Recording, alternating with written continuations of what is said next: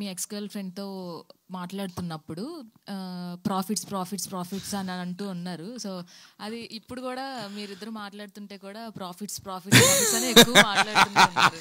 So అంటే నిజంగా మీరు బయట అలా మాట్లాడుకుని ప్రాఫిట్స్ రావాలని సినిమా చేస్తూ అది ఇంక్లూడ్ చేశారా? Both of us believe in manifestation ma'am. నేను వరుణ్ రెడ్డి డే 1 నుంచి, నేను ఫస్ట్ డే వరుణ్ని కలిసినప్పుడు చెప్పా, వరుణ్ మన డ్రీమ్ ఎలా ఉండాలి అంటే, నా డ్రీమ్ అంటే మన కోరికలు ఎలా ఉండాలంటే అవతల వాళ్ళకి చెప్తే నవ్వాలి. నేను 100 కోట్ల హీరో అవుదాం అనుకుంటున్నాను రా అంటే, నువ్వు అవుతావా పోరా అని చెప్పి అవతల వాడు మనల్ని నవ్వగా, అంటే మన డ్రీమ్ అంత హై ఉండాలి. ఆ లెవెల్ పెట్టుకుని మేము పనిచేసాము.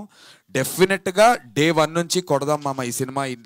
మేము అలా అనుకుంటూ ఈ సినిమా మనం తీసిన తర్వాత రానాకు చూపిద్దాం, రానా నాకు నచ్చుతుంది, రానా ఈజ్ అ క్వాకీ ఫిల్మ్ మేకర్ యాజ్ అన్ యాక్టర్గా, బట్ ఆల్సో యాజ్ అ ప్రొడ్యూసర్గా he loves young content, he will అని మేము 2 ఏళ్ల ముందు షూటింగ్ చేస్తున్నప్పుడు అనుకున్నాం. అండ్ జోక్గా సరదాగా రానా అన్న చూసి లేదంటే నాగశ్విన్ గారికి చూపిద్దాము, వాళ్ళు కూడా యంగ్ కాంటెంట్ని ఎంకరేజ్ చేస్తారు. ఎందుకంటే ఇప్పుడంటే నాకు ప్లాట్ఫామ్ ఉంది, నేను గర్వంగా సురేష్ బాబు గారు, రానా గారు అని చెప్తాను. అప్పుడు మేము చేసుకుంటున్నాం షార్ట్ ఫిల్మ్ మేకర్స్ లాగా. ఆ రోజున మేము మేనిఫెస్ట్ చేసింది ఇది ట్రూ అయింది. సో డెఫినెట్లీ ఆ ప్రాఫిట్స్ అనేది మేనిఫెస్ట్ చేసాం, అండ్ ఇవాళ జరిగింది. You all also should manifest and believe that you can make it.